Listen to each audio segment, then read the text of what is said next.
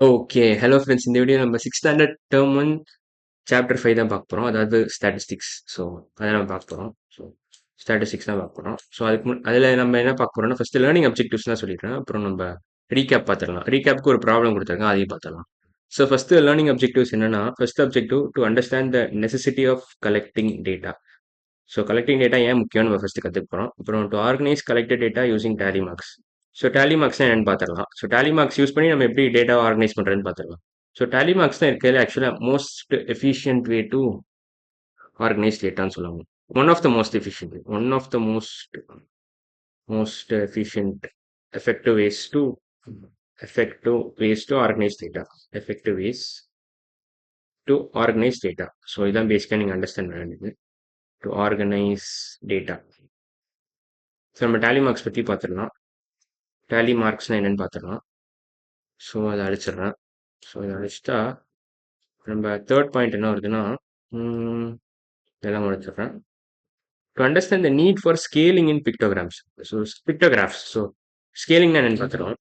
அப்புறம் to draw pictographs and interpret them. So, pictographs எப்படி வரையணும், அப்புறம் அதை எப்படி அண்டர்ஸ்டாண்ட் பண்ணணும்னு பார்த்துக்கலாம். ஸோ, அப்புறம் ஃபைனல் நம்ம என்ன பார்க்க போறோம்னா, to draw bar graphs and how to interpret them. So, இதான் ஃபைனல் பாயிண்ட். ஸோ, இதெல்லாம் தான் நம்ம பார்க்க போகிறோம்.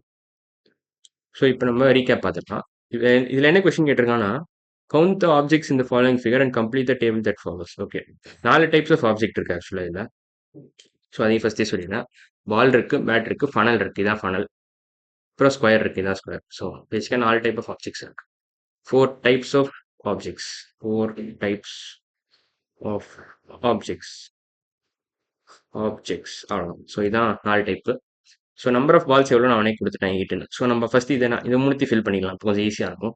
நம்பர் ஆஃப் பேட்ஸ் பார்த்தீங்கன்னா, இங்கே ஒன்று இருக்கு, இங்கே ஒன்று இருக்கு, இங்கே ஒன்று இருக்கு, இது ஒன்று, அப்புறம் இது ஒன்று, அப்புறம் இது ஒன்று. ஸோ, எத்தனை டிக் மார்க்? 1 2 3 4 5 6. ஸோ, 6 பேட் இருக்கு மொத்தம். எத்தனை ஃபனல் இருக்கு? ஸோ, இதை கிளியர் பண்ணிக்கிறேன். ஸோ, பேட்டெல்லாம் கிளியர் பண்ணிட்டு வெறும் ஃபனல் மட்டும் நம்ம கவுண்ட் பண்ணலாம்.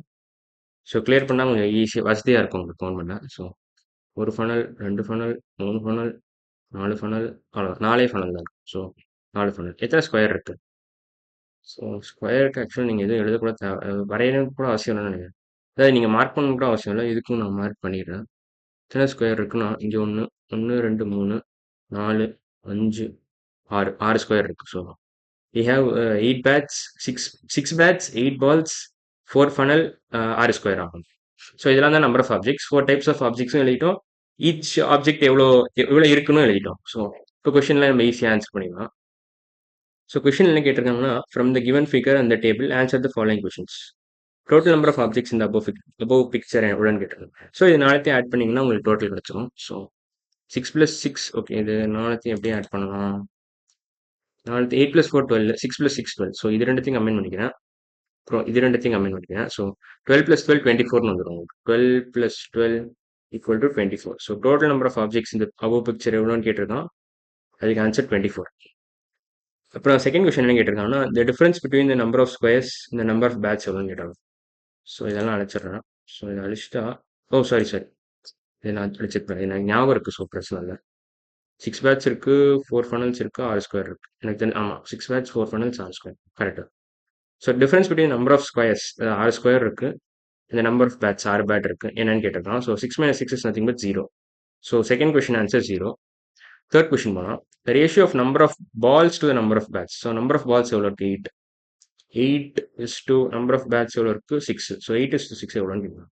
ஸோ, 8 is to 6 நீங்கள் எப்படி எழுதலாம்னா 8/6ன்னு எழுதலாம்.